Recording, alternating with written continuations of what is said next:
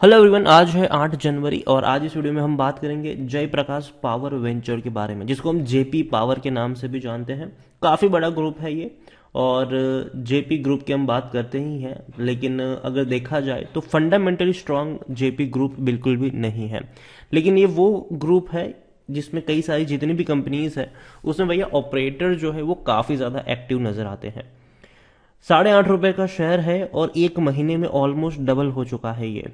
Video में discuss करेंगे कि जय प्रकाश पावर वेंचर लिमिटेड के शेयर में खरीदारी के मौके हैं कि नहीं, और अगर है तो कहां पर है। तो वीडियो को शुरू करूं उससे पहले अगर आपने अभी तक चैनल को सब्सक्राइब नहीं किया है तो प्लीज़ अभी इसे सब्सक्राइब कर लीजिए, क्योंकि आगे भी बहुत सारे वीडियोस हैं जो आपको काफ़ी ज़्यादा हेल्प करेंगे। तो जेपी पावर ₹8.5 का शेयर, और पिछले एक महीने में अगर हम देखें तो पिछले एक महीने में जेपी पावर में 81% का ग्रोथ है, मतलब डबल हो चुका है ऑलमोस्ट। देखिए, तेजी आई थी, ₹6 के करीब पहुंचा था, और ये लेवल से जहां पर मैंने वीडियोस बनाए भी थे और मैंने कहा था कि अगर आपको ₹5 के नीचे मिलता है तो डेफिनेटली एक हल्का सा रिस्क लिया जा सकता है खरीदारी का। लेकिन अब ₹5 से नीचे गया भी था ये शेयर, लेकिन अब उस कदर भाग चुका है कि यहां से अब खतरा ज्यादा है। क्योंकि अगर पिछले एक साल का अगर आप ग्राफ देख लो तो पिछले एक साल में जेपी पावर में अगर हम देखें तो 150% का ग्रोथ जरूर है, लेकिन एक बड़ी रफ्तार के बाद ना एक बड़ा करेक्शन भी यहां पर आया है। फिर इसने तेजी पकड़ी, फिर करेक्शन यहां पर आ गया, अब फिर से तेजी पकड़ी है इसने। और इवन अगर आप 10 साल का ग्राफ देखोगे तो आप ठीक से समझ पाओगे कि जेपी पावर में होता क्या है। जेपी पावर में हर एक रफ्तार के बाद एक बड़ी गिरावट आती है। 10 साल में 75% की गिरावट है। कंपनी अभी भी देखा जाए तो भैया पैसा नहीं बना पाई है, और एक वक्त था जब ये 56 पैसे तक टूट गया था ये, और बाद में बड़ा बाउंस बैक जरूर हुआ, इससे इनकार नहीं किया जा सकता। मिड कैप शेयर है ये, 5,745 करोड़ के आसपास का मार्केट कैप है। वॉल्यूम्स 43 करोड़ के एनएससी में और 15 करोड़ के बीएससी में बड़ी क्वांटिटी में शेयर ट्रेड हो रहे हैं। प्रमोटर की होल्डिंग कुछ खास नहीं है, लेकिन उसके बारे में बात करें उससे पहले जेपी पावर को लेकर अगर हम देखें तो according to Moneycontrol user 15% लोग बेचने की बात करें, बाकी हर कोई खरीदने की सलाह दे रहा है यहाँ पर, या होल्ड करने की बात कर रहा है। लेकिन लेकिन लेकिन अगर हम कुछ डेटा पे जाए तो 2020 में जो लास्ट ट्रांजेक्शन आईडीबीआई बैंक का था वो बिकवाली का था यहाँ पर, ठीक है। और इतना ही नहीं, हालांकि 2021 में कोई ट्रांजेक्शन हुए नहीं है, और रेवेन्यू देखे तो लगातार टूट रहे थे, लेकिन 2021 में थोड़े से स्टेबल रेवेन्यू है। 3,285 करोड़ का जो रेवेन्यू था 2020 में वो 3,300 करोड़ के आसपास का है। और प्रॉफिट्स, कंपनी प्रॉफिट्स में नहीं है।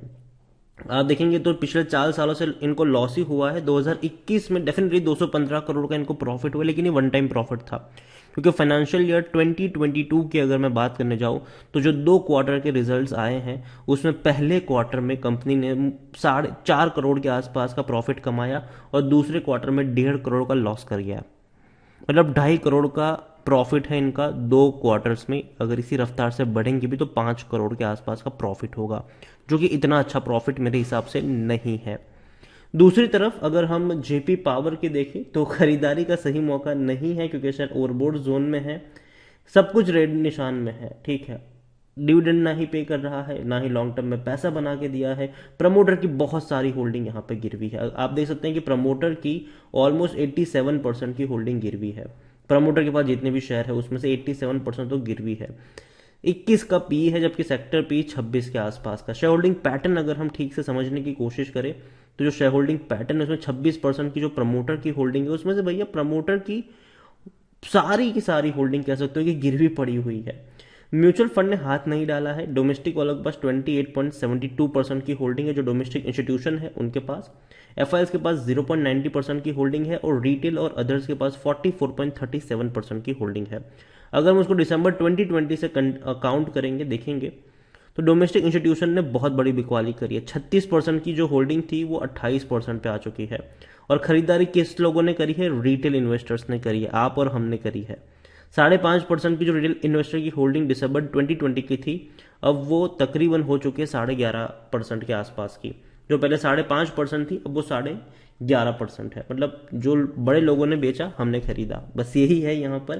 देखो, जेपी मेरे हिसाब से कंपनी जो है वो काफ़ी हद तक ऑपरेटर ड्रिवन है। यहाँ पर ऑपरेटर इसमें बड़ा गेम खेलते हैं, और 3 साल में 310% का ग्रोथ है, लेकिन एक बड़ी रफ्तार के बाद गिरावट भी है। लेकिन आप देखेंगे तो ऑलमोस्ट तेजी ही है।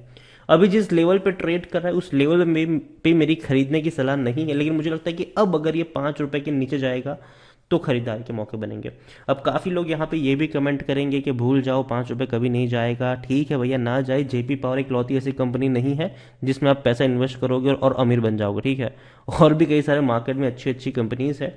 जेपी पावर की मैं इसीलिए कह रहा हूँ कि ये ऑपरेटर का फेवरेट शेयर है। ऑपरेटर तेजी यहाँ पर लाते हैं, तो अगर ये आपको नीचे के लेवल पे मिले तो ही खरीदो, ऊपर के लेवल पर कभी भी यहाँ पे खरीदना नहीं चाहिए। 3 साल के हाई लेवल पर ये ट्रेड कर रहा है, पिछले 3 साल के हाईएस्ट लेवल पर ट्रेड कर रहा है। और जब भी कोई पैनी स्टॉक अपने 3 साल के हाई पे, और वो भी तब जब फंडामेंटल्स उतने अच्छे नहीं हैं, तब निवेश नहीं करना चाहिए। तब एटलीस्ट थोड़ा सा वेट करना चाहिए कि अगर दोबारा अगर गिरावट आती है तब खरीदारी के मौके बनेंगे। जैसे कि इससे पहले अगर आप देखो यहाँ पर, तो 3 साल का जो हाईएस्ट लेवल था 6.5 के आसपास था, वहां पे पहुंचा था ये, ठीक है। तो यहां खरीदारी नहीं करनी, बल्कि जब वो टूट के नीचे जाए, ठीक है, उससे आधा हो जाए या 40% गिरावट आए, तब आपको खरीदारी करनी है, क्योंकि वहां से दोबारा बाउंस बैक आएगा। तो उसी तरीके से अब जिस लेवल पर है यहां खरीदारी नहीं करनी है, लेकिन जब ये टूटना शुरू हो और यहाँ पे 30 से 40% की गिरावट आ जाए तब खरीदारी करनी है आपको यहाँ पर। तो उस चीज़ को समझिए। जेपी पावर की मैं बात करूं तो कंपनी, मुझे लगता है कि अ, अभी देखो पावर कंपनियां जितनी भी है ना, सब कोई भाग रहा है, ठीक है। क्योंकि ये है कि देखो सबके दिमाग में एक चीज़ घुस चुकी है कि पावर कंपनियां दौड़ेगी, पावर कंपनी अब तक नहीं चली थी, अब वो चलने वाली है, फ्यूचर इलेक्ट्रिक है। तो हर कोई भाग रहा है, ठीक है, हर कोई भाग रहा है यहाँ पर। और ऐसे में पेनी स्टॉक को भगाना कोई बड़ी बात नहीं है, और खास करके ऑपरेटर्स के लिए। तो चीज़ें यहीं पर है कि फंडामेंटल्स कंपनी पे पैसा लगाओ लॉन्ग टर्म के लिए, जैसे कि टाटा पावर हो गया और जेपी पावर जैसी कंपनी, जो छोटी छोटी कंपनी है जो लेकिन पावर सेक्टर में काम कर रही है, जिसमें ऑपरेटर एक्टिव रहते हैं, वहां पे नीचे के लेवल पे खरीदो, ऊपर के लेवल पे बेचो और भाग जाओ यहाँ से। जेपी पावर को लेकर मैं यही कहूंगा कि देखो भैया, ये जो प्राइस है वो मुझे खरीदारी के लिए अट्रैक्टिव नहीं लगता है। तो अभी तो मैं यहाँ पे नहीं घुसने की कोशिश करूंगा, लेकिन हाँ, अपने हाई से जब ये 35 से 40% टूटेगा तब जाके मैं यहाँ पे खरीदने की कोशिश करूंगा। तो अभी के लिए जेबी पावर जो है वो डेफिनेटली वॉच लिस्ट में रखने लायक शेयर है, अच्छा खासा पैसा बना सकता है ये। वो भी स्विंग ट्रेडिंग के लिए ही मैं इसको वॉच लिस्ट में रखूंगा। लेकिन मैं लॉन्ग टर्म का इन्वेस्टमेंट यहाँ पे बिल्कुल भी नहीं करूंगा, मैं शॉर्ट टर्म का ही यहाँ पे गेम खेलूंगा। और अपने हाई से जब ये 30-40% टूटेगा तब खरीदूंगा, और जब वापस तेजी दिखा देगा तो इसको बेचूंगा और यहाँ से एग्जिट कर जाऊंगा। तो ये मेरी स्ट्रेटेजी है यहाँ पर। तो वीडियो को यहीं पे एंड करूंगा। पसंद आया हो तो लाइक करो, शेयर करो, चैनल पर अगर पहली बार आए तो प्लीज़ सब्सक्राइब करें। और जेपी पावर के बारे में आप क्या सोचते हैं वो भी आप मुझे कमेंट में लिख कर बता सकते हैं। Thank you.